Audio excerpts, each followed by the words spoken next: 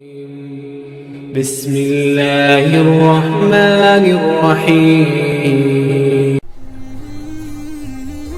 السلام علیکم دوستو، اسلام ایک آفاقی مذہب ہے۔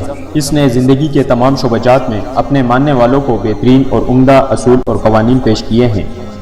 دوستو، ویڈیو شروع ہونے سے پہلے ہمارے چینل کو سبسکرائب کر کے بیل نوٹیفیکیشن کو آن کر دیں تاکہ آپ کو ملتی رہے تمام چینل اپڈیٹس۔ دوستو، اخلاقی زندگی ہو یا سیاسی یا معاشرتی، ہر قسم کی زندگی اور ہر گوشے کے لیے اسلام کی جامع ہدایات موجود ہیں اور اس میں ہماری نجات ہے۔ مگر اس بات میں کوئی شک نہیں کہ 21ویں صدی کے آغاز میں مسلمانوں پر مغربی اقوام کا سیاسی اور نظریاتی تسلط اتنا بڑھ چکا ہے کہ کم علم مسلمان، جو کہ مغربی افکار سے اتنا مرغوب ہو چکا ہے کہ وہ سمجھتا ہے کہ دنیا میں بغیر مغرب کی تقلید کے ترقی ممکن نہیں۔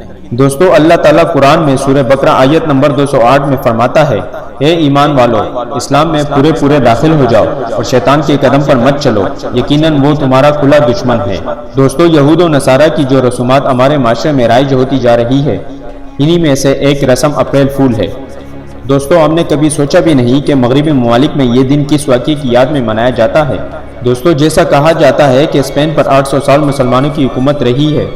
مسلم حکومت پر جس ٹائم زوال آیا، عیسائیوں نے دوبارہ قبضہ کرنے کے بعد مسلمانوں کی خون کی ندیاں بہا دی۔ قتل و غارت سے تک کر اسپین کے بادشاہ فرڈیننڈ نے ایک منصوبہ تشکیل دیا اور اس منصوبے کے تحت ملک بھر میں اعلان عام کروایا گیا کہ تمام مسلمان غرناطہ میں جمع ہو جائے تاکہ انہیں بحری جہاز کے ذریعے دوسرے علاقے میں لے جا کر مسلمانوں کا ایک الگ ملک آباد کیا جائے، اور اعلان میں اس بات کی یقین دہانی کروائی گئی کہ انہیں امن و امان کے ساتھ لے جایا جائے گا اور دھوکہ دہی نہیں کی جائے گی۔ اعلان سن کر تمام مسلمان غرناطہ میں الحمرا کے نزدیک بڑے میدانوں میں جمع ہو گئے۔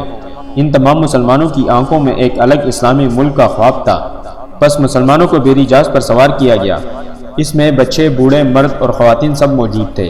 پھر وہاں سے جہاز روانہ ہوا۔ چلتے چلتے جب گہرا سمندر آیا تو ان بدبختوں نے اپنے منصوبے کے تحت اس جہاز کو سمندر میں غرق کر دیا اور تمام مسلمانوں کو ابدی نیند سلا دیا گیا۔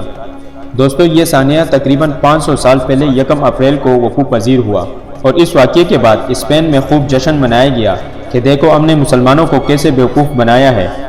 پھر یہ سانحہ، یہ جشن اسپین سے تجاوز کرتا ہوا پورے یورپ میں فتح عظیم کی شکل اختیار کر گیا۔ اس واقعے کو اپریل کے بیوقوف یا فرسٹ اپریل فول کا نام دیا گیا۔ دوستو، نبی کریم صلی اللہ علیہ وسلم نے فرمایا، جس شخص نے کسی قوم کی مشابہت اختیار کی، وہ انہی میں سے ہوتا ہے جو لوگ اپریل فول مناتے ہیں۔ ان کے لیے اندیشہ ہے کہ وہ قیامت کے دن یہود و نصارہ کی صف میں اٹھائے جائیں گے۔ اس لیے اس کبیر فعل سے مسلمانوں کو اجتناب کرنا چاہیے اور اصحاب اقتدار کو اس پر پابندی لگانی چاہیے۔ اللہ تعالی ہم سب کو نیک اعمال کرنے کی توفیق عطا فرمائے۔